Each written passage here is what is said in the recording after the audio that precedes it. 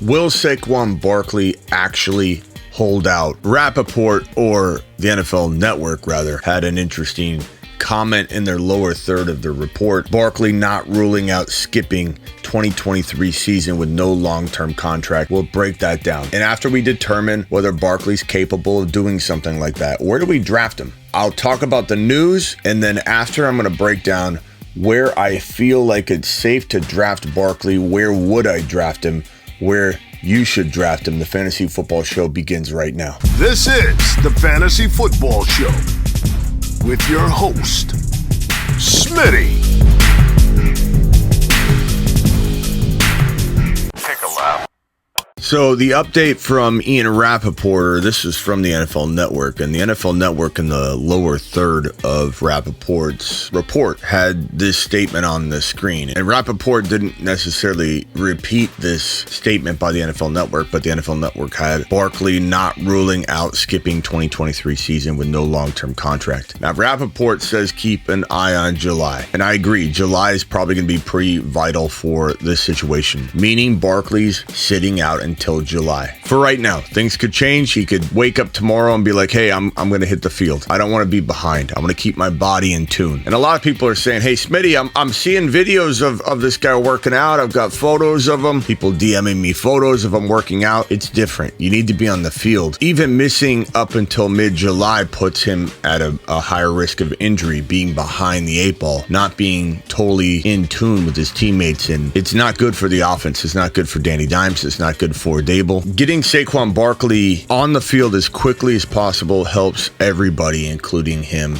staying healthy. But what is the deadline? July 17. He's not under contract. He's not getting fines for holding out. He is not under contract. He's not obligated to his franchise tag until July 17. On July 17, whether he puts pen to paper or not, he will be under contract. The franchise tag becomes his salary for 1 year. The team and him can no longer negotiate a contract, meaning July 17, whether he wants it or not, he's getting paid just over the $10 million for the franchise tag. And that's it. There's no negotiation. He is stuck on a $10 million deal, which is why he's pushing back right now, because he knows July 17, there's no more negotiation. Even if both sides wanted to, they can't. It's a 1 year deal locked in. Now, even if he doesn't sign and he doesn't show up after July 17, he will be subject to fines, because that will be his contract, whether he likes it or not. I've said all this. Everybody knows this by now. The question is, does Barkley have the angle here or the determination to take this the distance and stand on principle? I don't know. I wish I could say, no, it's never going to happen again. Le'Veon Bell didn't end well. Everybody says, yeah, he got paid. He lost a lot of money at the end of the day, and his career went down the toilet. Sitting out wouldn't be good. It wouldn't be good for Barkley's career. It wouldn't be good for the Giants. It wouldn't be good for anybody. Given his expectation level is very reasonable. He said, I don't want to set any records. I understand the market. I don't want to be the highest paid running back in the National Football League. Most all of that makes me feel like they can't be that far apart. And once we creep closer and closer to July, the Giants will be pressured to get a deal done, especially as everybody sees Barkley's comments. He's not wanting to be the highest paid running back in the National Football League. He's being very reasonable, and there's going to be a lot of pressure on the Giants to get this done earlier than later. I don't think they push it to the final day or two, but you never know. He could get signed before July 1. All I know is he deserves it. The Giants should have signed Barkley to a long-term deal and franchise tag Danny Dimes, who we have a lot more questions about. But Barkley's worried about his future. He's worried about the principle of everything, and you can't blame him on either count. He deserves to be paid. He deserves the security of a longer-term contract, given how good he is. And, you know, it feels disrespectful that Danny Dimes gets the big fat bag because he's a quarterback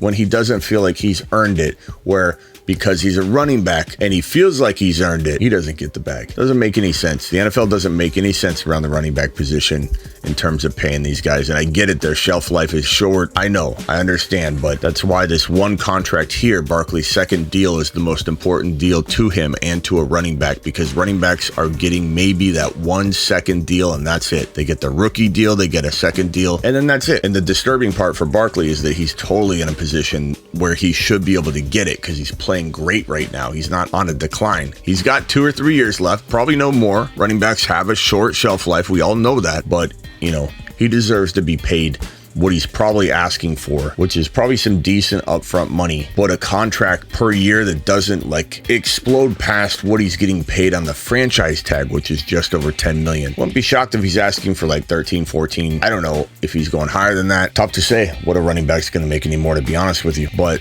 it's interesting that this headline was at the lower third of the NFL report when Rappaport talked about it. And we'll have to see if he's actually going to, which is the bigger point here, will he actually push come to shove, hold out? I don't believe so. If I had to put a number on it, I'd say 80%, 90% chance he would not hold out during the entire season. Or even like week one. If we're talking week one, I don't think he'd hold out the whole year, but let's say he was going to try and push this thing into the season even 1 week. 20%, 15%, maybe even less percentage chance he's even really truly thinking he's going to do that. And even if he does, he might back out at the last minute. You know, he might be feeling tough about it, but it all feels like a strategy to just get the Giants to the table, and publicly it's going to put pressure on him to know, for people to know he doesn't want the world. Why don't you just give him what he wants? So I think that's his objective here, putting and applying pressure on the organization to come to the table as quickly as possible versus dragging this out through July. He wants to be back. He wants to be with the team. He wants to be paid. And I think he does end up getting paid. The question is just when.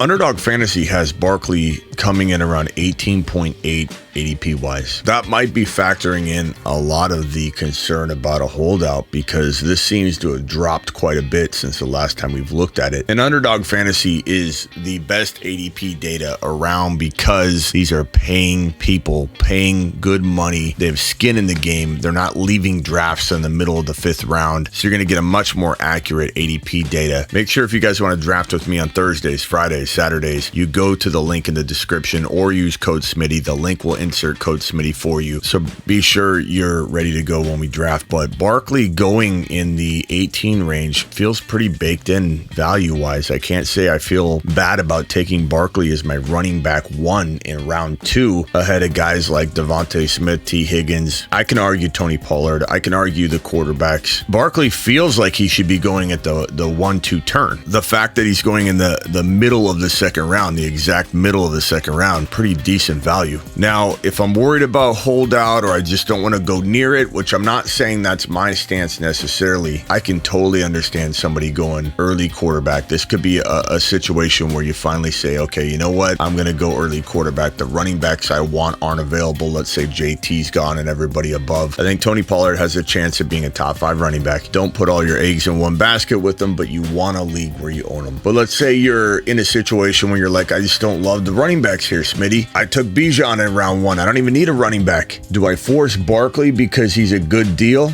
I don't think there's anything wrong with turning in the direction of, even if you have Bijan in round 1, going with a Jalen Hurts going early quarterback in round 2. Going Patrick Mahomes in round 2. Don't listen to the haters of early quarterback. I think Olave is a fantastic middle of the 2nd round player. If you're in a grandma league, Garrett Wilson could fall, but he's most likely going in the top 8 to 14 overall if you play with people that know what time it is. But Olave is a fantastic middle of round 2 player. Hurts is a fantastic middle of round 2 player. I venture to say all 3 of these guys feel like the best pick you could make, that and Tony Pollard at each position at the number 18 draft slot. I don't think Chubb or Taylor is going to be there on average. Olave will be. Devontae Smith, I love in round 3. I don't really love him in round 2, even though I really do like him this year. I just want him as my 3rd drafted player. Mahomes, Hurts, Allen, Olave, Barkley, Tony Pollard, or Breece Hall. His ADP is dropping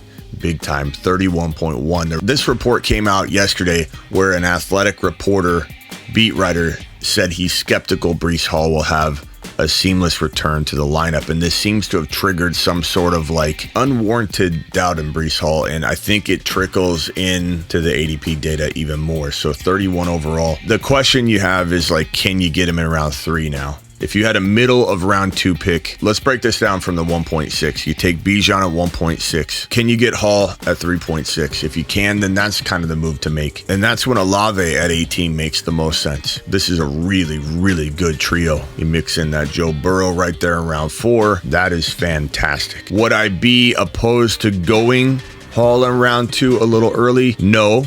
But keep in mind that it doesn't feel like the right move right now according to this ADP data, because this puts him right smack in the middle of round 3. So you play the odds game. It's not that you don't believe that Breece Hall is a second round player. It's that you're smart enough to know that the numbers suggest that his ADP's after my pick. It's not right before my pick. If the ADP was right before your pick, if let's say you're drafting at 30 or 29 overall and his ADP's 31, you are playing with fire. But the fact that this ADP data is after or right at where Breece Hall's going, you can play the odds game a little better, and I would let it ride. Personally, I would let it ride. That gives you the flexibility to go with the early quarterback. Let's say you take wide receiver in round 1 and you don't get Bijan. Let's say you take Tyreek Hill. Let's say you take Cooper Kupp, whoever you like in round 1. Then you go Jalen Hurts. Then you go your first RB. And there's nothing wrong with going Bijan, early quarterback, Breece Hall, and then a guy like Christian Watson might fall to your 4th round pick. But back to the point, where does Saquon fall in if you're going to mix him in? It's right here. There's nowhere else to take him. You don't take him up in the 1st round. You could take him if you had a late 1st round pick. You could take him at the top of round 2, but I'd rather go St. Brown. I'd rather go Garrett Wilson. But if I'm sitting there in the middle of round 2, Barkley,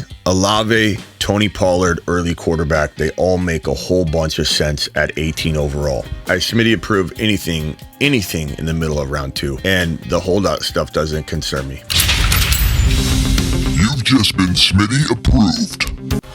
Get on over to thefantasyfootballshow.com, which is my content site. Rankings, bold predictions, one-on-one text advice, trade calculators, thefantasyfootballshow.com. Learn about it. Now, go and start drafting. Get on over to Underdog Fantasy, promo code Smitty, and start drafting today. Clean up against a bunch of random strangers that don't know how to draft like you. Use code Smitty, thefantasyfootballshow.com for your written content.